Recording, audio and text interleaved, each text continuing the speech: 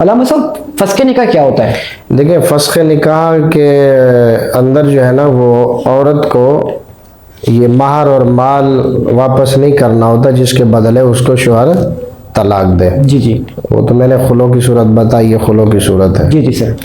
تو فسخ نکاح یہ ہے کہ اس میں یہ چیزیں واپس کرنی نہیں پڑتی. نہیں ہوتی. عورت اپنے شوہر پہ الزام لگائے کہ یہ مجنون ہے یا پاگل ہے یا ٹارچر کرتا ہے، مجھے نکاح سے پہلے اس کے بارے بتایا نہیں گیا، اس کو مرگی ہوتی ہے یا اس کو ٹھیک ہے نا ایسی ایک مرض ہے، جی جی ٹھیک ہے نا، یعنی وہ میرے حقوق نہیں دیتا یا مجھے مارتا پیٹتا ہے، ٹھیک ہے نا، جی تو جو میرے حقوق ہیں وہ بالکل ادا کرنے سے قاصر ہے. یعنی جو الزامات وہ لگائے وہ درست ہوں. کیا ہوں؟ درست ہوں جو شوہر پر لگائے. پھر عدالت اس کے شوہر کو طلب کرے، اس کو بھی سنے.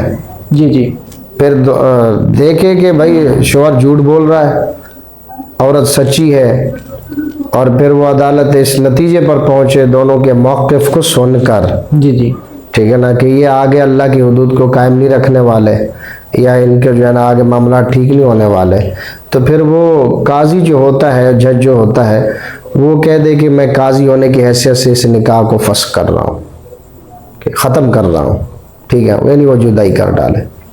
ٹھیک ہے نا، یعنی دونوں کے الزامات کو سننا چاہیے اور دونوں کو بلانا چاہیے. جی جی لیکن آج کل ایک شارٹ ہوتا ہے، اس کو پتہ نہیں ہے، دوسرا لے کے بھاگ رہا ہے اور نام دیا جاتا ہے خلو کا. اور یہی تو بات ہے نا، آج کل عدالت والوں کو کون سمجھائے کہ فسخ نکاح اور خلو میں جو ہے نا کتنا فرق ہے. یہ ان چیزوں کا لحاظ نہیں رکھا جا رہا آج کل کے دور میں.